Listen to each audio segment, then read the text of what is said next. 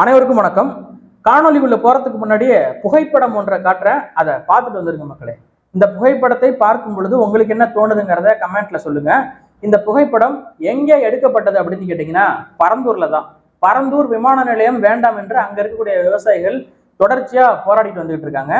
இது எத்தனாவது நாள் போராட்டத்தின் போது எடுக்கப்பட்டது அப்படின்னு கேட்டீங்கன்னா 600வது நாள். கிட்டத்தட்ட 20 மாதம் முடிவடைந்த நிலையில எடுக்கப்பட்ட புகைப்படம் தான். 600 நாள் முடிஞ்சு 2 வாரம் ஆயிடுச்சு.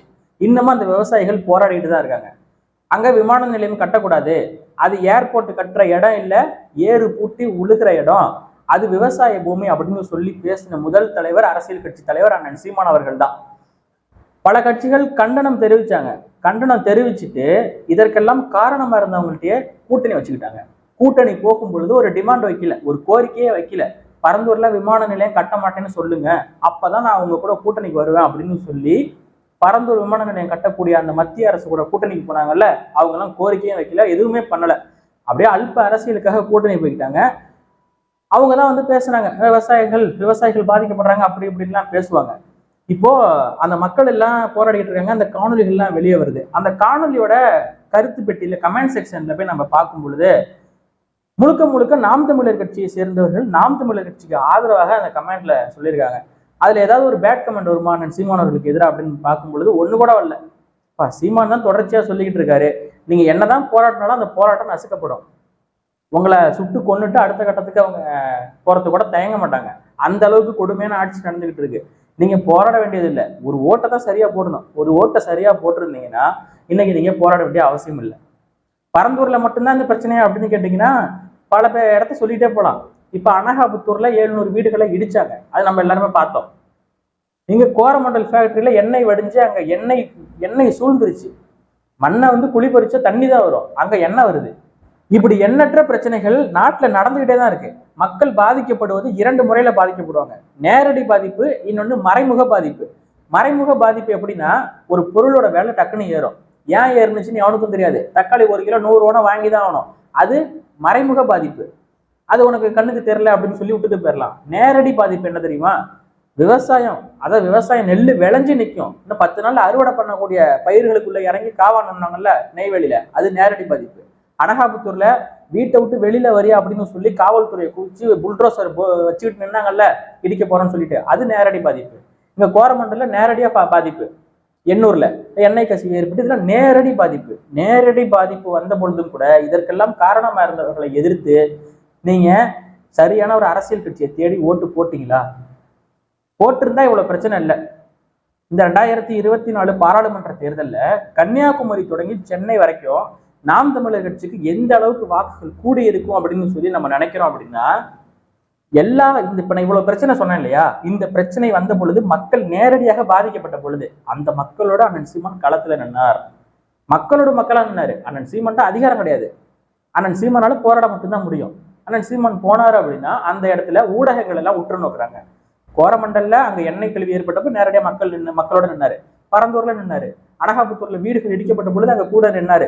இப்படி மக்கள் பிரச்சனைக்காக எல்லா இடத்துலயுமே கூட நின்றுருக்காரு. ஆசிரியர்கள் போராடுறாங்க, கூட நின்னாரு. மருத்துவர்கள் போராடுறாங்க, கூட நின்னாரு. செவிலியர்கள் போராடுறாங்க, கூட நின்னாரு. மாணவர்கள், மீனவர்கள் எல்லாரும் போராடும் பொழுது அண்ணன் சீமான் கூட நின்று அந்த போராட்டத்தை ஊடகங்களை கொண்டுட்டு போய் சேர்க்கறதுக்கு ஒரு உதவியா இருந்தாரு. ஏன்னா அண்ணன் சீமான் அங்க போனதான் ஊடகங்கள் எல்லாம் உற்று நோக்குவாங்க. இவ்வளவு பிரச்சனைக்கு கூட நின்னவர் அண்ணன் சீமான். அந்த மக்கள் எல்லாம் இன்னைக்கு நாம் தமிழர் கட்சிக்கு தான் ஓட்டு போட்டிருப்பாங்க. நாம் தமிழர் கட்சியின் வாக்கு சதவீதம் எங்கேயோ எகிரி இருக்கும். இப்ப நம்ம பேச வந்த விஷயமே என்ன அப்படின்னா, இவிஎம் மிஷின்ல வந்து இவங்க ஏதாவது வேலை பார்க்க முடியுமா அப்படின்னு சொல்லி பல பேருக்கு சந்தேகம் இருக்கு. அவங்க நினைச்சா மாத்திர முடியுமா அப்படின்னு சொன்னா நிச்சயமா முடியும். அவ்வளவு பெரிய மிஷின்ல மாத்தவே முடியாது அப்படின்னு சொல்லி யாராவது சொன்னா நம்ப முடியுமா? இன்னைக்கு திமுகவை சேர்ந்தவர்களே நிறைய பேர் பேசிக்கிட்டு இருக்காங்க, பிஜேபி ஜெயிக்கிறதுக்கு இவிஎம் மிஷின் தான் காரணம் அப்படின்னு. இவிஎம் மிஷினை முதல்ல கொண்டுட்டு வந்தது யாரு? காங்கிரஸ். இன்னைக்கு நீங்க ஜெயிக்க முடியல அப்படிங்கிறதுனால இவிஎம் மிஷின் மேல குற்றச்சாட்டு வைக்கிறீங்களா உங்களை பார்த்தே கேட்பாங்க. நாங்க கேட்கிறோம்னா அதுல ஒரு நியாயம் இருக்கு. தேர்தல் ஆணையம் நாம் தமிழர் கட்சிக்கு கொடுத்த அழுத்தங்கள் என்னங்கிறத நாங்க பார்த்தோம். நேரடியா சின்னத்தை முடக்குனாங்க. திரும்பவும் நாங்க ஆட்டோ சின்னம் கேட்டோம், அதையும் கொடுக்கல. தீக்குச்சி சின்னம் கேட்டோம், அதையும் கொடுக்கல. கேட்டதுக்கு என்ன சொன்னாங்கன்னா, உச்ச நீதிமன்றத்துல தேர்தல் ஆணையத்தின் மீது நீங்க வழக்கு கொடுத்துருக்கீங்க, வழக்கு இருக்கும் பொழுது எப்படி நாங்க உங்களுக்கு சின்னத்தை கொடுக்கறது அப்படின்னு சொன்னாங்க. திரும்ப வழக்க திரும்ப பெற்ற உடனே அதுக்கப்புறம் மைக் சின்னத்தை கொடுத்தாங்க. இப்படி தேர்தல் ஆணையம் நாம் தமிழர் கட்சிக்கு எதிராக இருக்கு. தேர்தல் ஆணையத்தை வைத்திருக்கக்கூடிய ஒரு கட்சி எதுனா பாஜக தான். உலகத்திலேயே ஒரு தேர்தல் ஆணையத்தை தன் பக்கம் வச்சிருக்கக்கூடிய ஒரு கட்சினா பாஜகவா தான் இருக்க முடியும். அந்த பாஜகவோடு கள்ள கூட்டணியில தான் திமுக இருக்காங்க. பாஜகவை எதிர்க்கிறேன்பாங்க. திமுக தமிழ்நாட்டில் வெற்றி பெறுவதால் பாஜகவுக்கு எந்தவித நஷ்டமும் கிடையாது. மத்திய அரசு தானே பாஜக, பாஜகவின் திட்டம் தானே பரந்தூர் விமான நிலையம், பாஜகவோட திட்டம் தானே 8 வழி சாலை.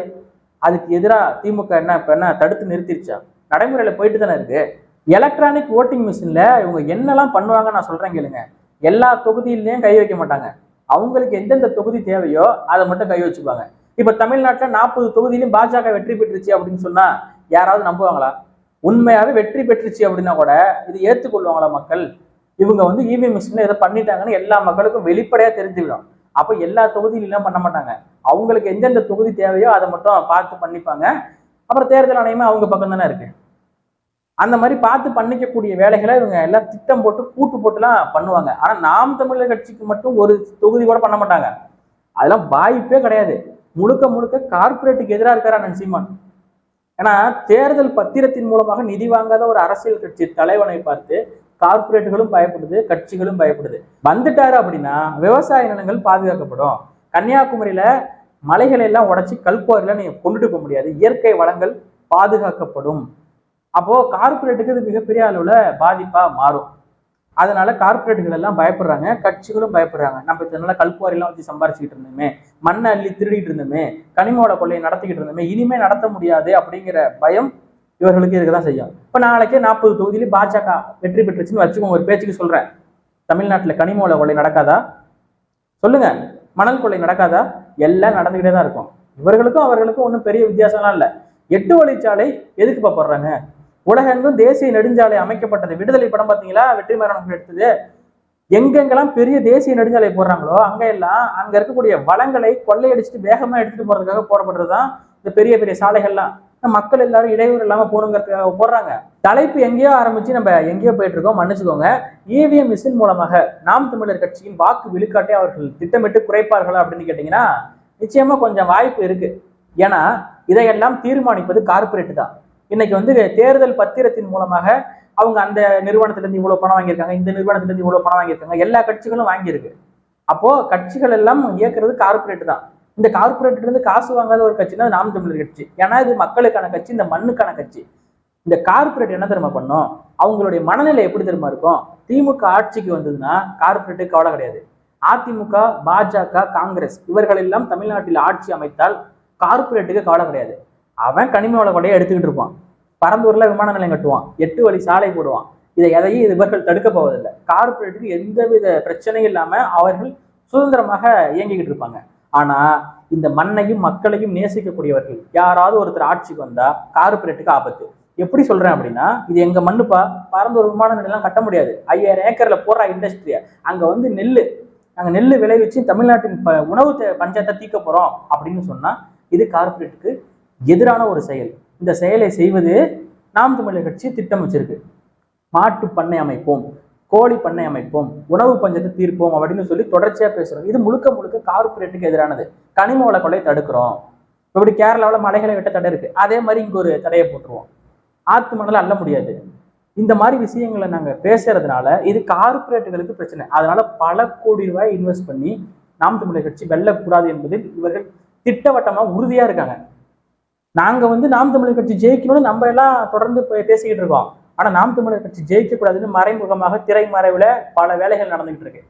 அதுல இதுவும் ஒரு வேலையாக இருக்கலாம். 23% 25% வாக்குகள் நாம் தமிழர் கட்சிக்கு நிச்சயம் வந்துடணும். அது நிச்சயம் வரணும். இதான் ஒரு கருத்து கணிப்பு நம்ம சொல்றோம். எப்படின்னா, பாதிக்கப்பட்ட மக்களுக்காக களத்துல கடைசி வரைக்கும் நின்றுருக்காரு, எல்லா போராட்டத்திலையும் கலந்துருக்காரு. அப்ப அந்த மக்கள் எல்லாம் நிச்சயமாக நாம் தமிழர் கட்சிக்கு ஒரு வாய்ப்பு கொடுப்போம் என்ற முடிவுக்கு வந்துட்டாங்க. சின்னத்தை பறிக்கப்பட்ட பொழுது கூட ஒரு மனுஷனை போட்டு என்ன பாடுபடுத்துறாங்க பாருப்பா. இதுதான்ப்பா உண்மையாவே பிஜேபிக்கு எதிரான ஒரு பிரச்சனை. நாம் தமிழர் கட்சி தானே முடிவு பண்ணிட்டாங்க.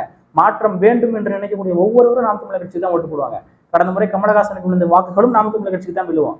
திமுக, அதிமுக, பாஜக, காங்கிரஸ் எதுவும் வேண்டாம், எவனும் சரியில்லை என்று சொல்லக்கூடிய ஒவ்வொரு நபரும் நாம் தமிழர் கட்சிக்கு தானே ஓட்டு போடுவாங்க. அப்போ நிச்சயமாக நாம் தமிழர் கட்சியின் வாக்கு என்பது மிகப்பெரிய அளவில் உயர்ந்திருக்கு. இன்னும் ஒரு சில பேர் கருத்து கணிப்புன்னு சொல்லிட்டு கடந்த முறை 7 விழுக்காடு வாக்குகள் வாங்கினுச்சு, இந்த முறையும் அதையத்தான் வாங்கும் நாம் தமிழர் கட்சி அப்படின்லாம் சொல்றாங்க. இது கருத்து கணிப்பு இல்ல, கருத்து திணிப்பு.